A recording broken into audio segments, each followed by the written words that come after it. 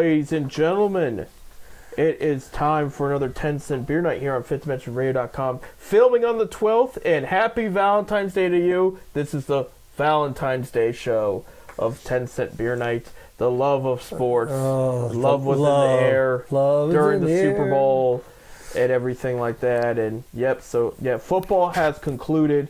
Basketball continues as we're in the last month of conference play for college. This weekend is going to be All-Star weekend for the NBA. So there's a lot to look forward to there. And then, Bob, here it comes. What is today? Today is pitchers and catchers report to spring training. The 12th. The 12th, yeah. But by the time they hear plays, will still be headed down and whatnot. Yeah, the full squad's the 18th. Right.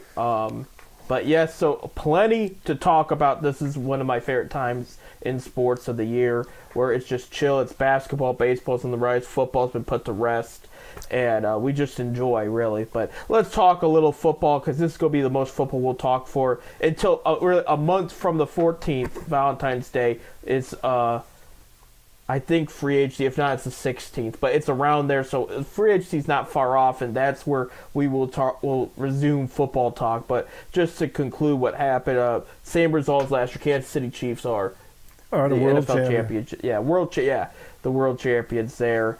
Their third one in it's been four trips. 4 or 5 years. Third one in 5 years, and but third 2 in a row.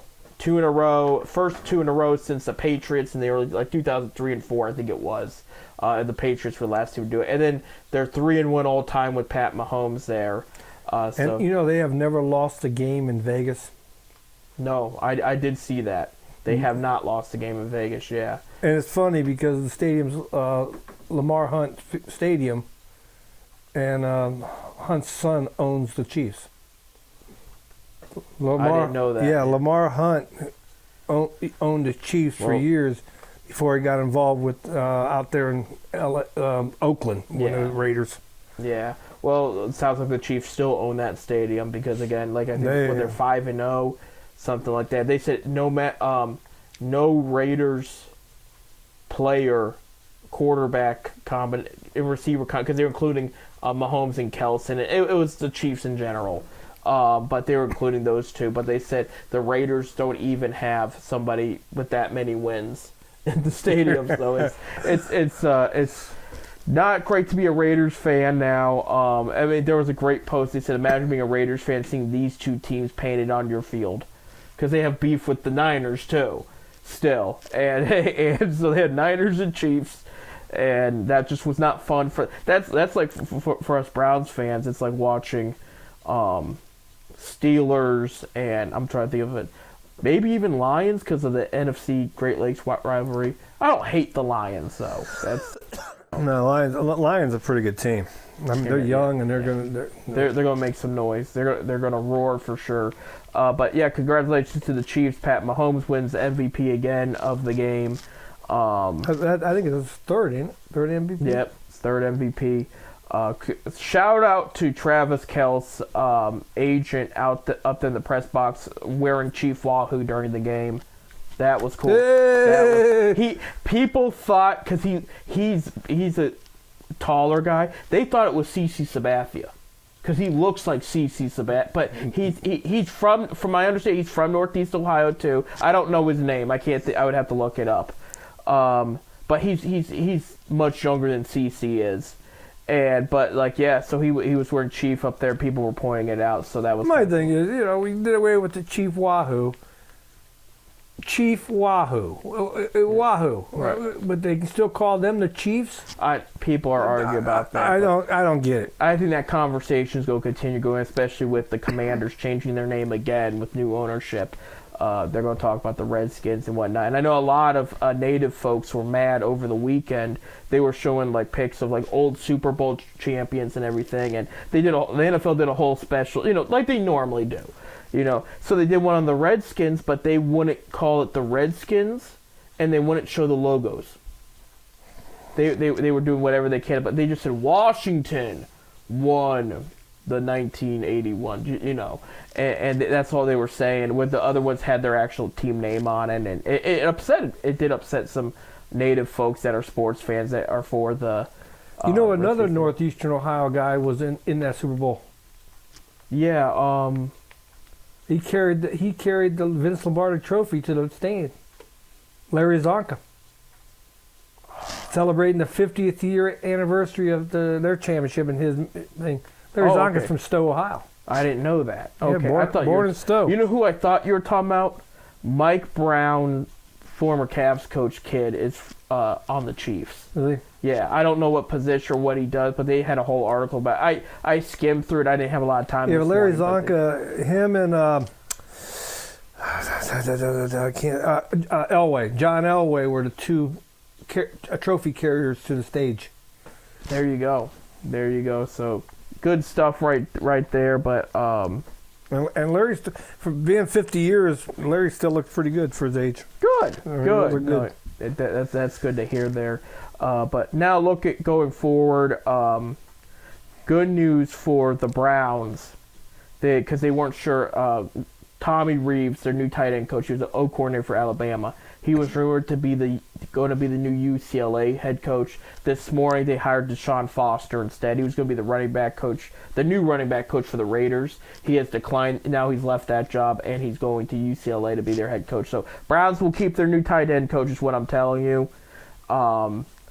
Over the weekend, Ohio State did not retain their new O coordinator. It was sort of the Foster situation. Bill O'Brien now going to Boston College. Will be the head coach. But Ohio State filled the shoes within 2 hours. Chip Kelly, offensive guru, former UCLA head coach. That's how that opening happened. He left, and he's going to be O coordinator now for the Buckeyes. The Buckeyes, Ohio State.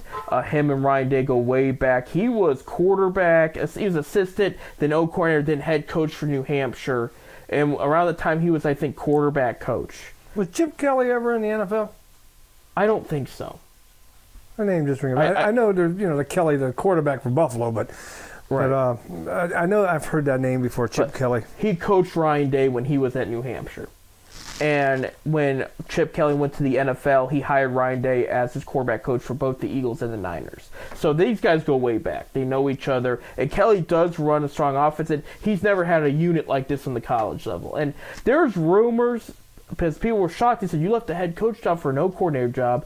There's rumors that he's not satisfied. He hasn't ruled out the NFL and obviously took the coordinator job for Ohio State because he doesn't like this NIL stuff that's going on. And it's making the head coach's job harder. But at the end of the day, it is what it is. You're either going to get those players or you're not. The NIL, it made it a little harder. But those power teams are still going to be those power teams at the end of the day, yeah. And UCLA was not a big football school. They never were they're basketball. Yeah. I mean, history. Year in year out, they used to win the NCAA. They got 15 NCAA titles. Something like that. Yeah. I mean, John Wooden was there. Yeah. When he way back in that day. Way back in those days. Right. Since then, they produced some talent. I know Kevin Love came from there. Russell Westbrook came from there. But, yeah, they're not the basketball name they once were, which is kind of weird. Lou Alcindor came from there, which became Kareem Abdul-Jabbar. There you go. From UCLA. Yeah. If you're going way back. Way back. I was going to go recent. I remember him. But technically, that's the thing is, what was it? Kevin Love was drafted, 2010? So it's been 14 years, yeah. So it's not too recent, but still. But I wanted to touch. Okay, so we're going into this new NFL season here, and that's what I want to talk about, the awards.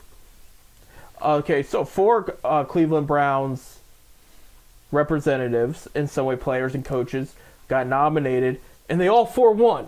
Yeah. It was a bit. I had none of them winning, but all 4 won. So I was kind of shocked with the coach. Yeah. Because the Houston coach had a great year. And Dan Campbell too. Yeah. Those were the 2 favorites. Let me explain. First, we'll start with assistant coach Jim Schwartz wins it. He won it by a good amount too with the voting. he turned that defense around. He made them a powerhouse what it was. So that one, I did think Ben Johnson of the Lions was going to win it. But Schwartz won it, and a lot of people agreed with that. So that's understandable. Yeah. Kevin Stefanski won by one first place vote. Well, they tied in total points, him and Ryan down there in Houston. But Stefanski, it goes by total points, and then number one votes. Right, and Stefanski had one more number one. And I think here's the defense to that is, Dan Campbell. We knew going into the season the Lions were going to be good. So did we have them NFC championships? Not a lot of us did, but we knew they were going to be good. Okay, Ryan's was a surprise because he takes this young team in that was in the bottom the past couple years, and the C.J. Stroud and the Will Anderson who won the Rookies of the Year, the offensive and the defensive. So they get the top picks there, and they won the division, went to the playoffs, and won round one against the Browns. We don't want to remember that, but that is his. I thought when he won that game, he won Coach of the Year. I think that one of the reasons is Houston was a very healthy team, so he didn't. The obstacle was take the young team and figure out a way to win. Where Stefanski was okay. He had a lot of injuries. You lost Watson, you lost Chubb, you had a lot of injuries. You lost Jack Conklin, you lost Jedrick Wills for most of the season. They took all that into consideration because that's how the awards and voting go. There's a lot of factors. It's not just he had a better coaching record, he won this many playoff games. He with his fourth quarterback, he took him to the playoffs and won 11 games. Yeah. So that's understandable there. It kind of shocked me. I mean, I'm glad for him. Right. His second. He deserved. He was up there. Right. But I just thought the Houston coach had it locked. I really did. I mean, this guy turned a program around overnight. Right. And and I give him all the credit in the world. But Stefanski won at the end of the day, and this was the toughest Coach of the Year I think battle we've seen in a while because like I said, the Detroit coach. You had a couple others too, right? And somebody brought up, and it was a long shot because they didn't go to the playoffs, but I can't think of his name right now. The Raiders coach, when he was an interim, they looked 10 times, and he won the job because of it. Antonio Pierce, and that he was brought up, but this one was a close battle here. Comeback Player of the Year, this was interesting. Okay, Joe Flacco wins it. Browns Joe Flacco. He beats out Baker Mayfield, Tua. I'm just gonna say Tua. And then Damar Hamlin. Okay, Flacco, of course, most votes, so he wins. Hamlin had the majority of the first place votes. Flacco had 13. Flacco destroyed everybody in the second place votes at 27.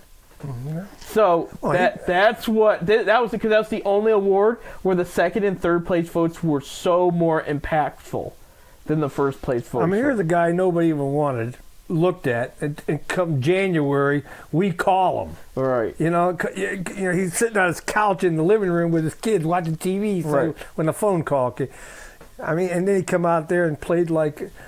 Broke records. Yeah. I would love to see him back next year. I don't see it because he wants to go somewhere where he can start. I think he wants. I don't know. He didn't say. I didn't hear that. Yeah, he said he would like to go somewhere where he start. He would consider it, but if he had an offer to start somewhere, he's gone. Where would he go though? I don't know. I'm thinking because we're in a weird situation in the NFL where almost everybody has their quarterback. Even like the team. That's what he said in that interview. I listened to the interview. He said, "I'm willing to come back, but if I had an offer to go start somewhere, that's where I want to be." Right. So, I see a scenario this offseason you're going to hear because it's come out all the free agent rumors because they talk about the Steelers have come out and said they're going to keep Pickett, they're not going to go draft somebody, but they want Ryan Tannehill. So that came out this morning. I think for the Browns, because backup quarterback could be a free agent need. It's not going to be a draft need. I think you still have DTR in the mix. I think it's going to be Flacco or it's going to be Jacoby will come back. One of those guys I think is going to come back, though. But, yeah, I think that it's going to be a 1 year deal. I would love to see Flacco. Right. I mean, I think he gelled with the guys. I mean, the guys, you can just tell on the field that they were all... Right. Right. Their face lit up and everything. I mean, they liked him a lot. But, yeah, well-deserving of Comeback Player of the Year. They started a new joke. They said it goes to show that getting off your couch, taking the Browns to the playoffs is more impressive than avoiding death on the field and coming back and playing. But and Flacco, and I'm not taking away from Hamlin and his recovery. That was great. Don't get me wrong. Hamlin didn't play a lot. And I there's been speculation, and this is going to come off mean, but it's reality. If the heart attack did not happen on the field last year, he probably would have got cut after preseason. Yeah. You know, and I knew they were going to catch some flack if they're like, okay, if we cut this guy after everything he's been through, we're never going to live it down. So we're going to keep... When he played, he did all right. But, I mean, like, he didn't play... He wasn't as impactful as Joe Flacco. The other one I want to mention, because there's a certain team a little east of us that's a little very upset about this one. Okay, Myles Garrett wins Defensive Player of the Year. Okay. I figured. I figured that Team East would right. So here's my thoughts on this, because this has been an internet argument over the Super Bowl. Believe it or not, yes. This was very well debated all week. Okay, I'm not taking away from T.J. Watt. He had his best season of his career, in my opinion. He was very. I don't think T.J. Watt was ever double teamed as much as Miles was. That was brought up. And Micah Parsons, you know, he's good too, but after what he said about Cleveland over the Pro Bowl, he could do himself, you know. That's how I feel about it. But here's the thing when it comes to these awards, and I kind of explained it a bit with the Stefanski winning. Statistics, records, and all that, that's half of the conversation. There's another half of the conversation that happens. And I'm not just talking about the little bit of analytics they have. They're looking at the film. How did they perform it? Because that does count. Like he jumped over a guy to block a field goal, for example. I mean, is that you just read the stat? He literally hurdled that guy. Yeah, literally hurdled him. That takes some skill. That the stat that says he had one field goal block's not going to tell you that. You have to watch that on film. On top of that, you have to take in consideration some other things. T.J. Watt, and it goes for Parsons too, stays on the right side. Their outside linebackers, they stay on the right side.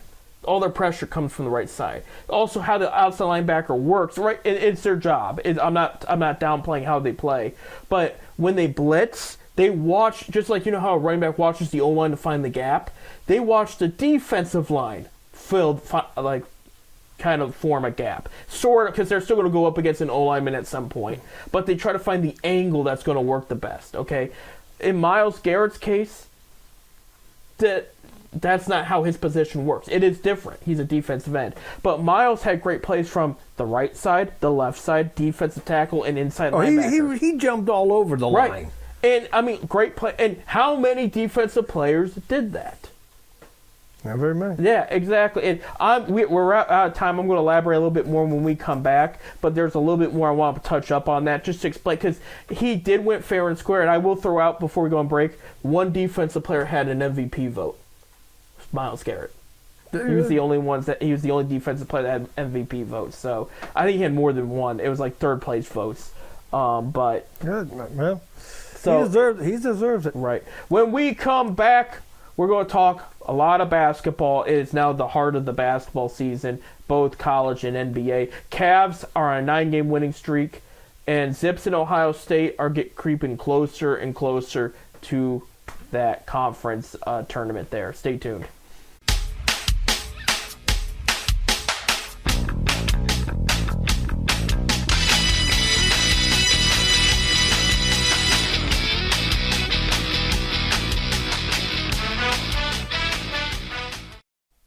All right, we're back here on 10 Cent Beer Night. We have Bob.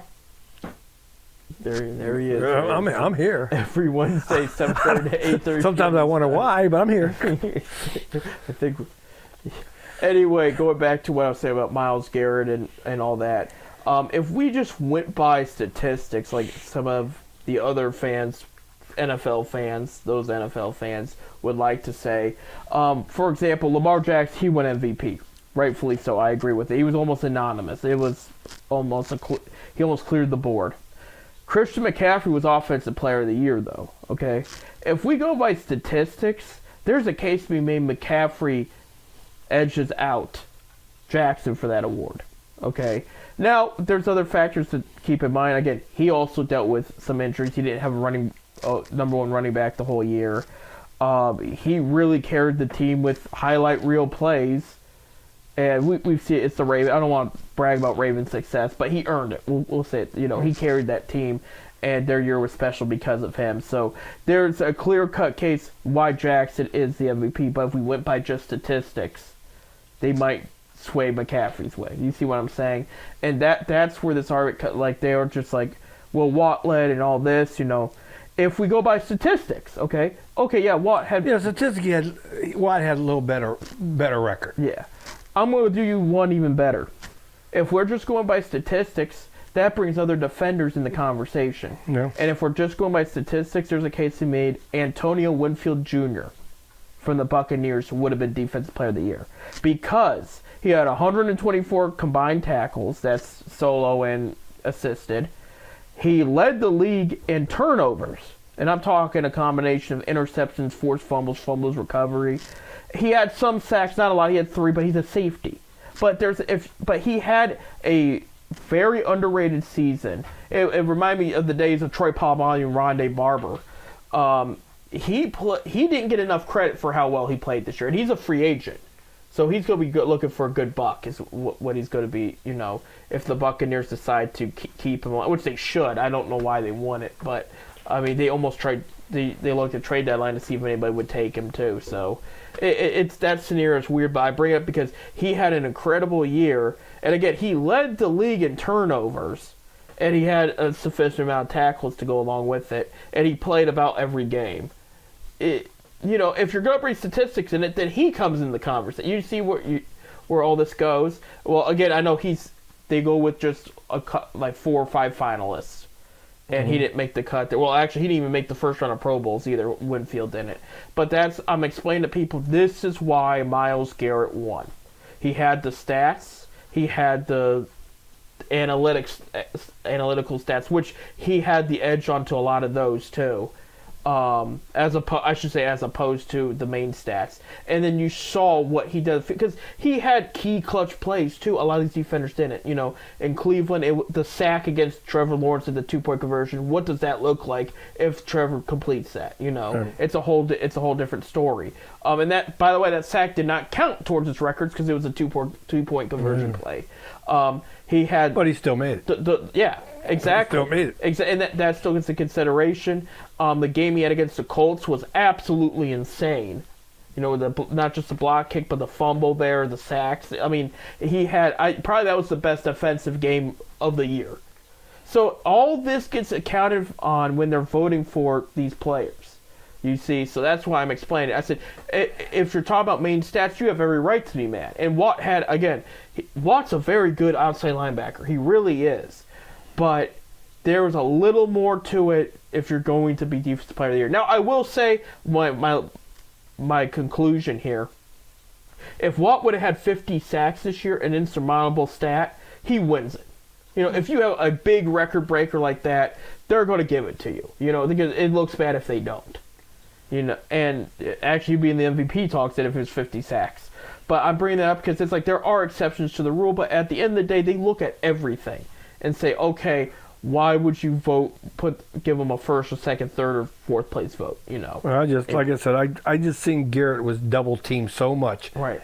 And even being double teamed, he got in there. Yeah, he got there. Right. And I didn't see Watt when I did see the Steelers play a couple games. I didn't see Watt getting double teamed as much as Garrett was getting when he was on the field. And I'm glad you brought that up. There's one more example I want to bring to the conclusion. Browns play the Niners, and I was there at that game. The Browns won, big upset. Trent Williams, one of probably the top left tackle in the game right now. He's never had a really bad game in his career. that was the worst pressure game of his entire career. They were showing, and Miles did not get a sack. Again, he went up against Trent Williams, but he did force sacks the other direction, which that's kind of the perk to having Myles Garrett. You can do stuff like that, but he did. It was the run game had a hard time on the left side because of how well Miles was pressuring there, but Trent Williams said, "Yeah, this guy's the top defensive end in the league." He said, but without that, On top of that, T.J. Watt in Cleveland, I think he got one sack, and I think it was he dodged an Njoku block. Okay, so the tight end against DeJuan Jones, the right tackle, the rookie right tackle, one pressure. Jones shut him down that game. That's why Watt was almost irrelevant in Cleveland. And they're going to be like, should we give the defensive player of the year to a guy where it didn't come down to this decision, but one game a rookie outplayed him. They look at that stuff, I know. And so that's and I'm not, like I said, if I was voting, Garrett would have got my vote. Hey, if I could redraft 2017, I keep Miles at number 1. I draft Watt with the second pick. They had 3 first-round picks. Myles Garrett, Jabril Peppers, and then David Njoku. Peppers gets traded in the Odell trade. If I could go back, go back and get Watts. Get Watt. Then we got both sides filled. Still get Njoku because rumor has it the Steelers draft board was Njoku Watt. So if you could take out their top 2, that would have really ticked them off. But hey, that's what I would have. So yeah, I would have been. Imagine how that would have looked with Miles. With him and with Miles and Watt together like that, one on each side. Oh damn! Or double them up on one side, wreak havoc. So at the end of the day, we know who the winners of these awards, and we know who won the Super Bowl. Let's talk some basketball, Bob.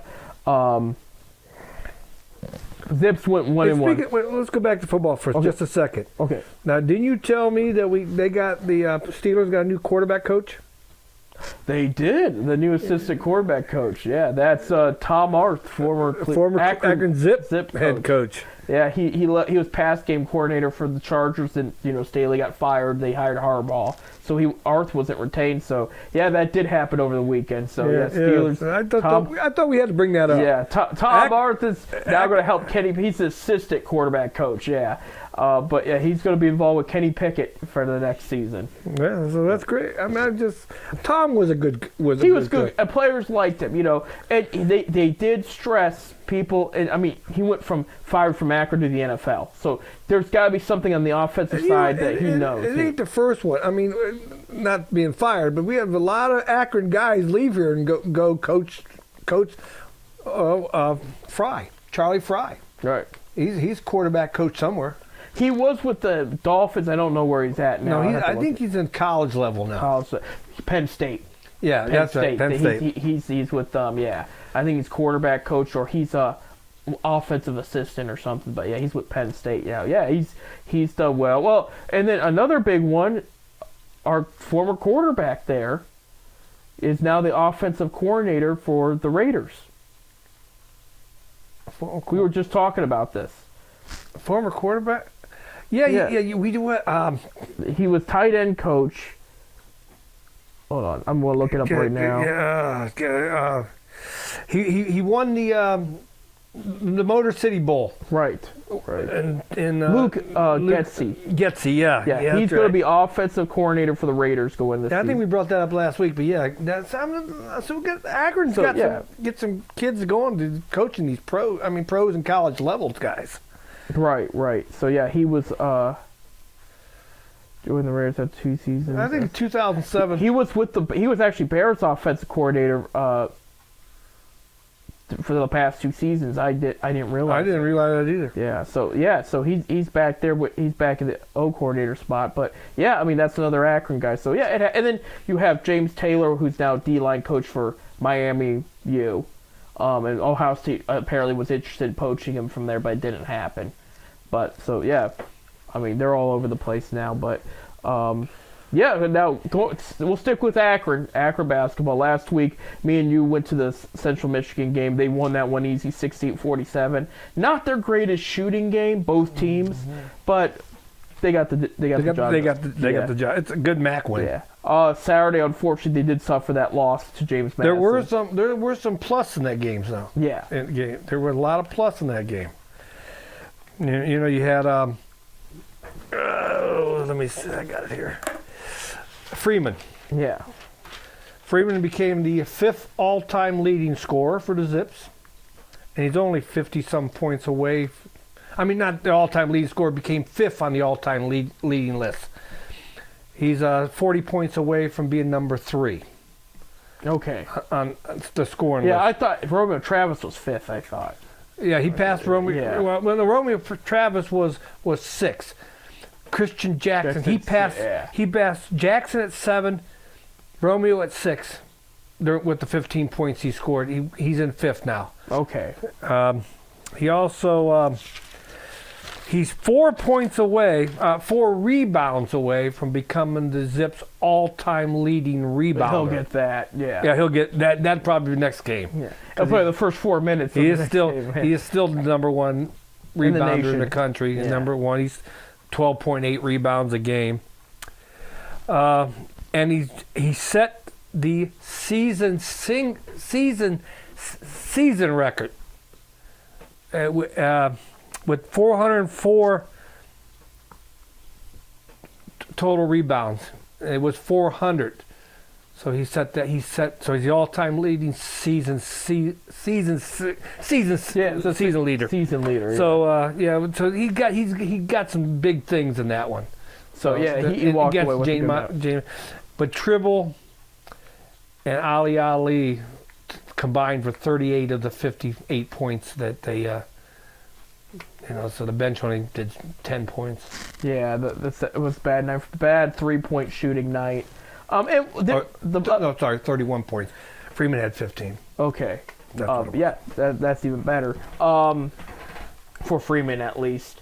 What I did like about it, again, like you have brought up about this new arrangement the MAC is doing, this gives them another team in the middle of the conference schedule to kind of wake up and be like, okay, you got to remember, you're probably not going up against the MAC team in the big tournament. There's 1% chance that happens.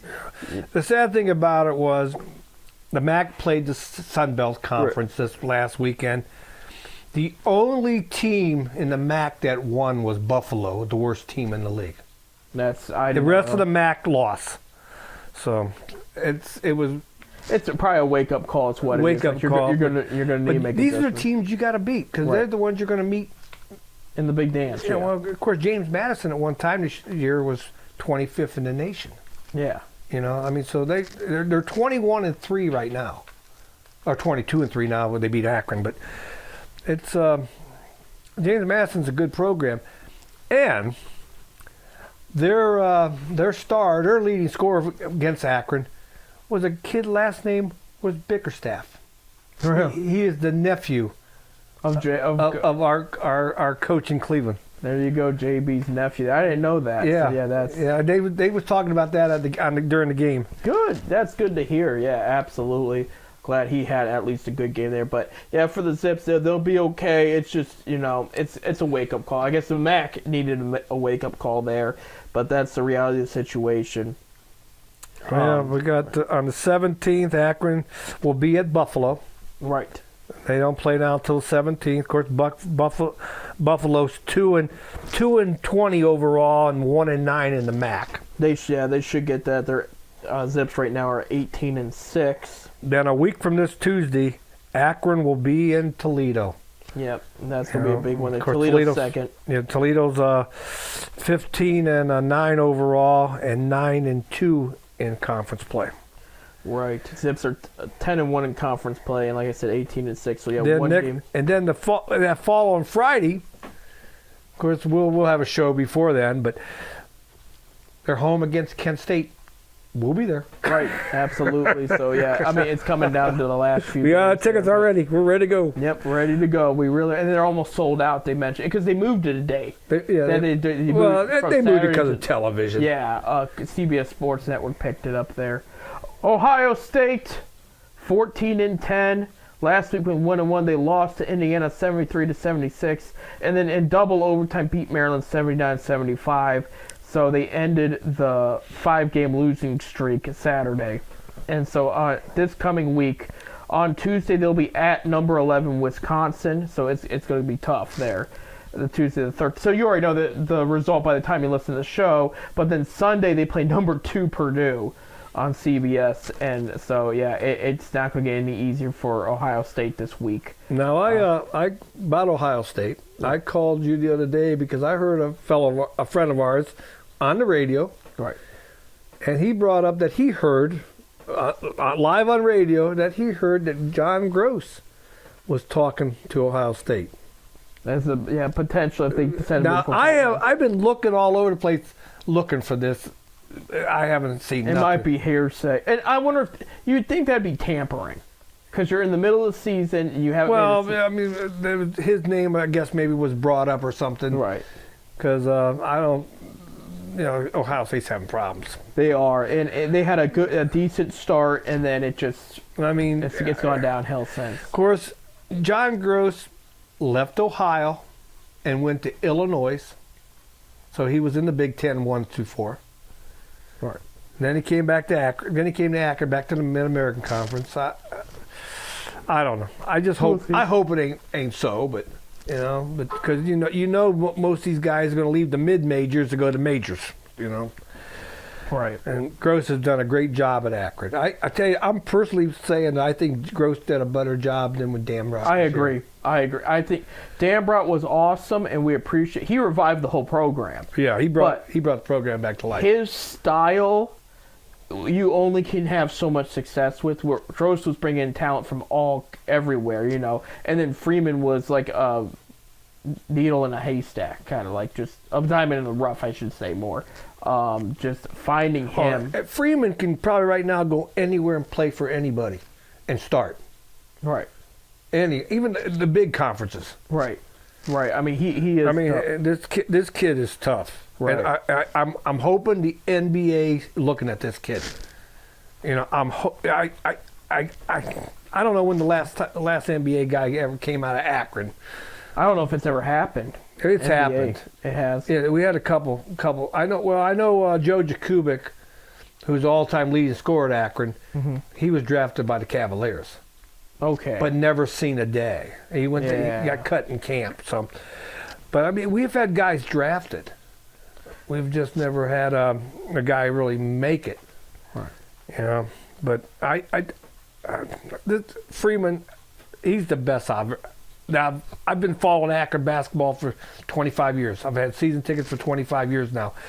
He's the best that I've seen there. And I've seen some good players. I've seen some good. Zeke Marshall to me was a good. Yeah, I like Zeke a lot. Was a good player. Of course, this kid better begin. So I know he's up for what award? The Karl Malone. Karl Malone Award. He's one of the nominees for the Karl Malone Award. But this kid's breaking records, setting a lot of records. He's leading the nation in rebounding. Right. I mean, somebody's got. I think they're going to watch closer at conference time, and if they make the big dance, because that's going to be the big test. Well, yeah, I guess. What can you bring there, and then they'll compare notes. But we'll see what happens. But I'm thinking his name is coming up a little bit more in the pros. But we got to take a break. When we come back, we will talk Cavaliers, and then we're going to break down, pitch catchers report starts today. We'll talk a little bit guards and their pitching and catching situation. Here on Fifth Dimension Radio, we'll be back.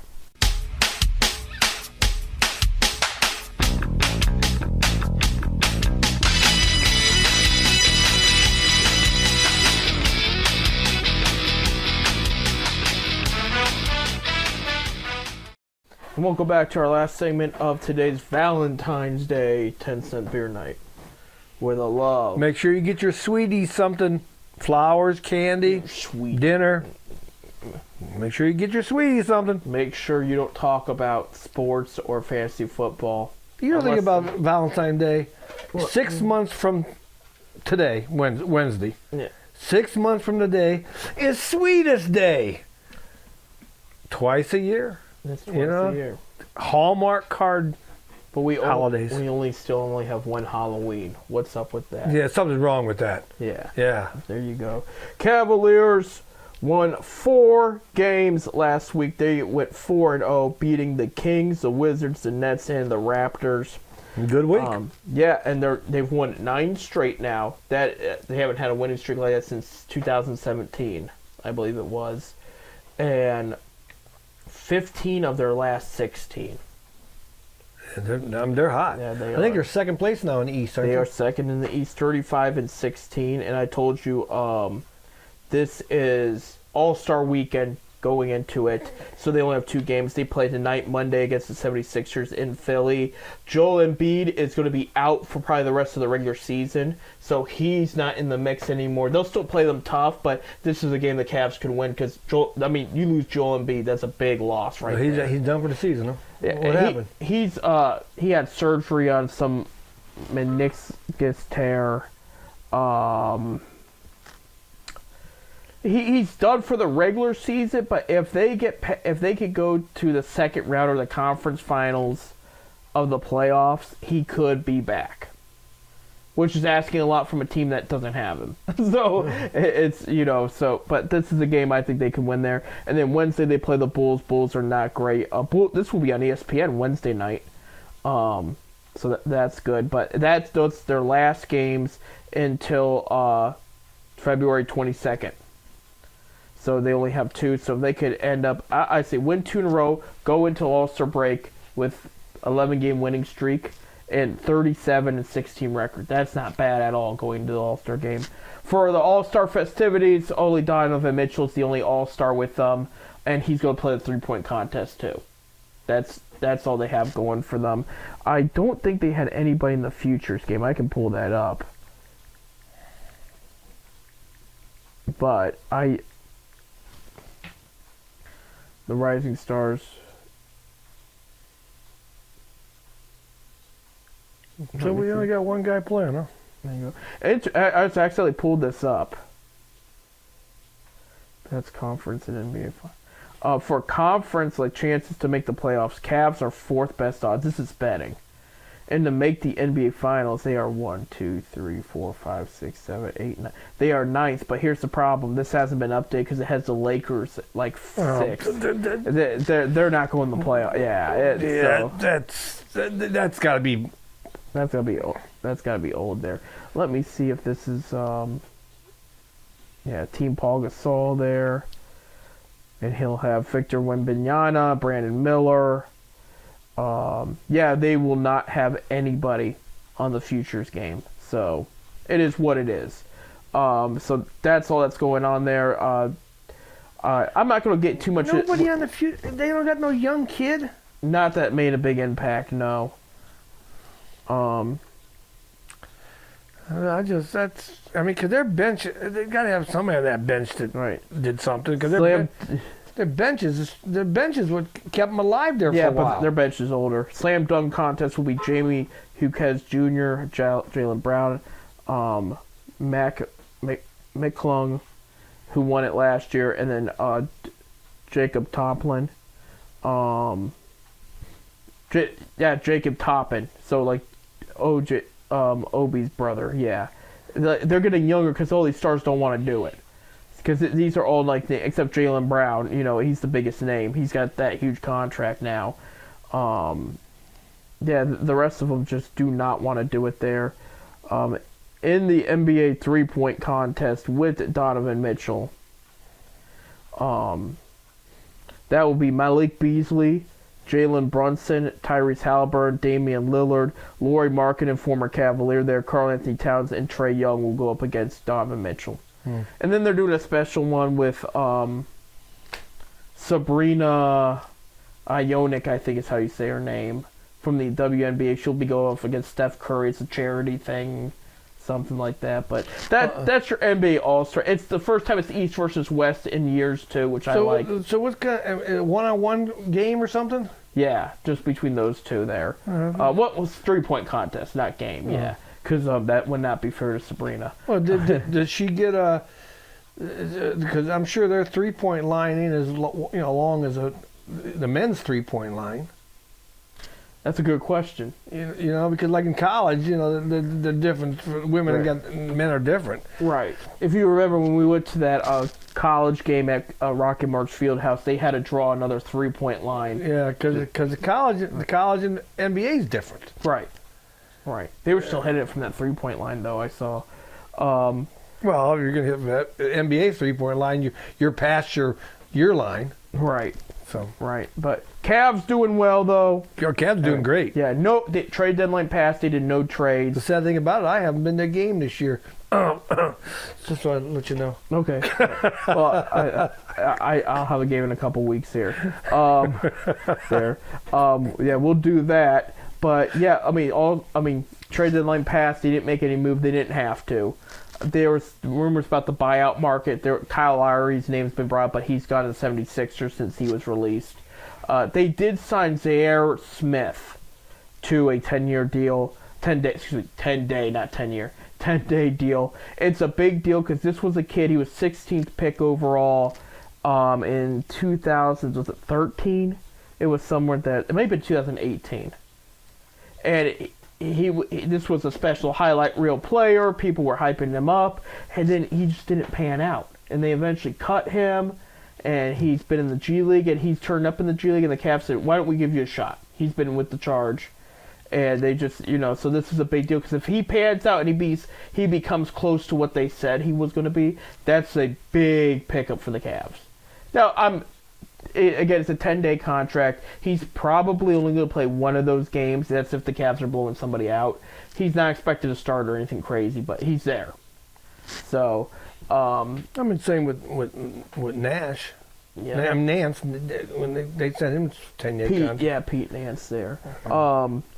So did you see that on Tuesday? Now, of course, it's Wednesday. You're going to know this before it after it happened. But I guess the Cavaliers are going to make some kind of special announcement Tuesday at noon. Did you see that? I did not. On Channel 19 is going to have it at noon. It could be a Black History Month thing, though, too.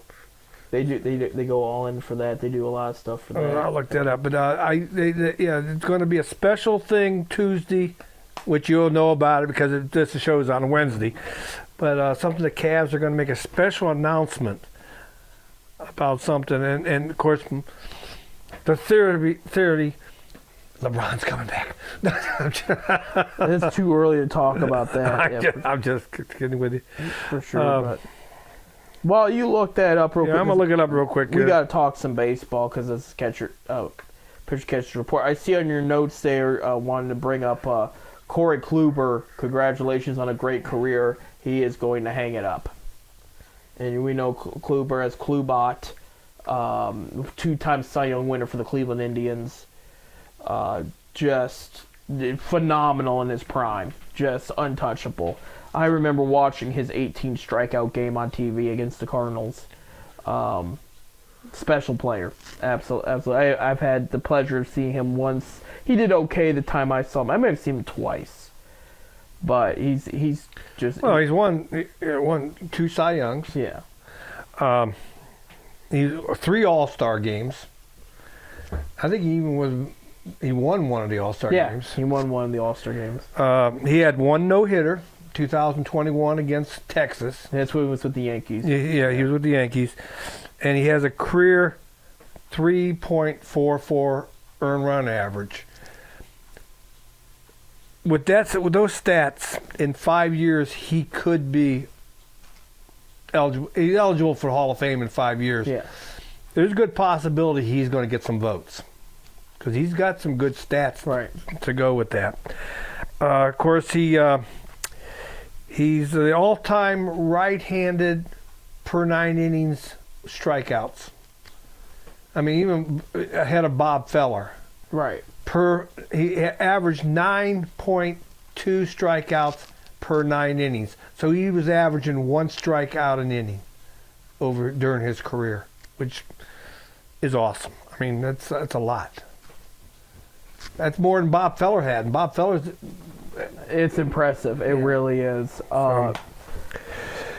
It's tough watching these guys retire. Like, I wish him a happy retirement, don't get me wrong, but it's like 2016 does not seem like a long time ago. And so you have he's retired, Josh Tomlin's retired, Danny Salazar's retired. I was breaking it down. Bauer is a free agent currently. Carrasco went back to Cleveland. Yeah. Cody Allen's retired. Could you see Bauer coming back here for a try?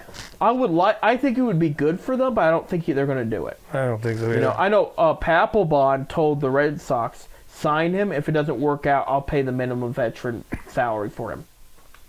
So he said he told the Red Sox, go get him. He said, Bauer? Papelbon said that about Bauer, yeah.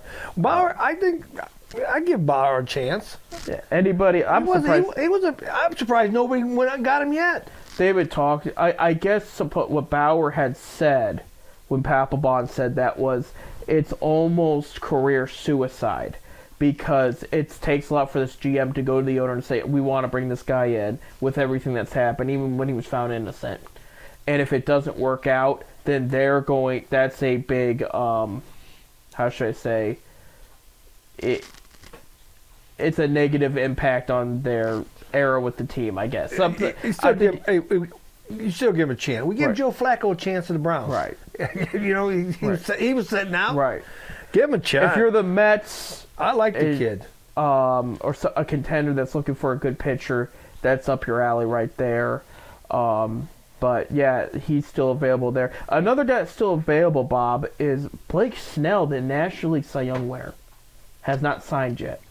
And spring training is here. Well, I think that's more of a money thing. Yeah. But I'm just I find it curious. And I guess he got offered some decent deals by the Cardinals and Yankees, and he turned them down. So. Yeah, because a Cy Young winner is going to ask for a lot. Right. And could he have another Cy Young year? Yeah. Who knows? He has 2. Yeah. So, but his health is it's a roller coaster with his health. That's the problem. It's a money thing. Yeah, for sure. But speaking of our former manager Francona got a nice award the other night. Did he really? In New York? The New York chapter of the Baseball Writers Association gave him the merited Service Award. Okay. Which is given to he got it tied with Dusty Baker. He tied Baker. Yeah, they both got the award. Okay, that's they're co-participants or whatever. The funny thing about this award is it's been 99. They've been giving this award 99 years, and everyone that has gotten the award since 1936 has went into the Hall of Fame. Oh, he'll be in the Hall of Fame. Yeah, him and Baker. Yeah. And they're both to be eligible in 5 years because they both retired this year. Right, and Baker's now with the front office of the Giants working there. And but cool. I read that, and I listened to their speeches the other day, and of course Francona saying how he came up and how he played and stuff like that, but Dusty Baker gets up there and he goes, I played with his dad. I played with his dad in Cleveland. He says he was from L.A. He grew up in the L.A. area. Dusty Baker goes, I did not want to go to Atlanta. I hated Atlanta. I hate the city of Atlanta. He says, then I get drafted by Atlanta out of L.A. And he said, a guy talked to him and told his mom, said, I'll take care of him like he was my son, Hank Aaron. But he's in Atlanta. Mm. And I guess Dusty went in to talk to a general manager, and the guy was talking, he heard trade rumors that he was in Atlanta. And he said, well, you know what, we're talking to Cleveland. So he said, I went back to Henry and Hank Aaron, I called him Henry then, about my chances of going to, what's Cleveland like? I've never been there. And Hank Aaron said, you don't want to go there. That's where they send you to die. That's what Aaron said about Cleveland. At the time, yeah. It was. And then he goes, I get traded to Cleveland. And he said it was the best time I ever had. He was talking highly of Cleveland. I mean, we're talking, this is the 60s. I mean, yeah, the Indians were rough. And but the remember, sad thing Hank about Aaron it- was a big Browns fan. Yeah, Hank Aaron used to go to the Browns games. How can you go to Cleveland to die, you know? But he said some of my best times were in Cleveland. He was telling Terry, your dad was great. The organization was great. And then, of course, he kind of, you know, it was kind of fun. It was. You go YouTube, you can see the New York chat, the interview. It was this way he talked about. He says, "I feel old. I played with his dad." That's a great story. No, you gotta love those old baseball But stories. when Aaron told him, he said, "That's where they send players to die." Oh well. Well, pitchers catchers report today. Real quick, we got a couple minutes here. And speaking of, this is the first year that MLB will have, like the NBA has, a future game. Oh, okay. But it's every team. Their top 25 prospects are going to be on the field for 4 days. Playing teams are going to be playing. Each team's got a prospect team. Okay. And in Cleveland, we'll be playing the Reds in Goodyear, Arizona. Their prospects on March the 18th. Every team will be playing their prospects, so that should be fun. But, yeah, that'll be cool. Yeah, I think it'd be pretty cool. But first time MLB has ever done that. There you go. So go into spring training here. Their catcher situation, Bo Naylor, it's getting him better. They did bring up Austin back. Austin Hedges is back. He's back. And I liked him when he was here because he's only got a lifetime batting average of 208. Yeah, it's a 1 year. It's for defense and leadership. Yeah. That's what it is. But then for the pitching, this is where it gets interesting. Starting pitching, pretty solid. We could say a solid starting five there. Bieber is still with the team. You got Tristan McKenzie there. Bybee, you're going to have there a Rookie of the Year candidate, and then the other rookie we had last year, he's slipping my mind there. We got Logan Allen is going to be in the mix there, but there's the draft. Oh, I can't think of it. Yeah, but he's going to be there too. It's the bullpen I'm concerned about because it's only Emmanuel Clase. I'll tell you a kid that Clase's still with us. I know he was in trade rumor talk for a while. I guess Phillies called the other day and they gave him a price and they said they would think about it. Yeah. And if they lose him, then they're not going to have any bullpen. I mean, you got Karachek. If his head's in the game, he'll be okay. The kid I like, and I think they're going to give him a shot. We just got him from the Reds. Is Lively. I think he could be. I think with Carl Willis working. Gavin Williams is who I was thinking about. Okay. Yeah, he had a pretty good last year. Yeah. I did read today. Well, anyway, this Lively kid.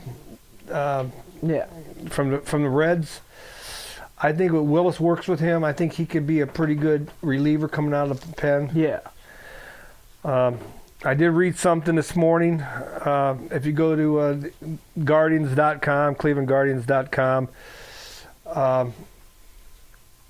Beavers is throwing velocity he did 3 years ago. They said he's still got to get to control command of the plate. But he's back in the 91, 92 range. They said last year he threw 11 93 or harder miles per hour fastballs. He did a video over the weekend, and it was about a dozen pitches. 10 of those were 93 or higher. Yeah, his velocity's coming back. He's been working all off season on his velocity. Last year he had of course he was hurt. Yeah. But he had problem when he came back getting in the 89, 90 range. Right. So that's good. Yeah. But then again, do you want that to you want to publicize that? These other teams see that, hey, we can trade for him now. Let's go get him. Right. You know, I like to keep him at least until if we're out of it, the trade deadline. I hate to sound like a Debbie Downer going into spring training, but they don't have a lot of hype going into the season, so they'll take whatever hype they can get. So I think that's you're probably right there too. Right. We gotta wrap it up, Bob. Thanks again. Thank you, Bob. Thank you, other Bob, producer Bob.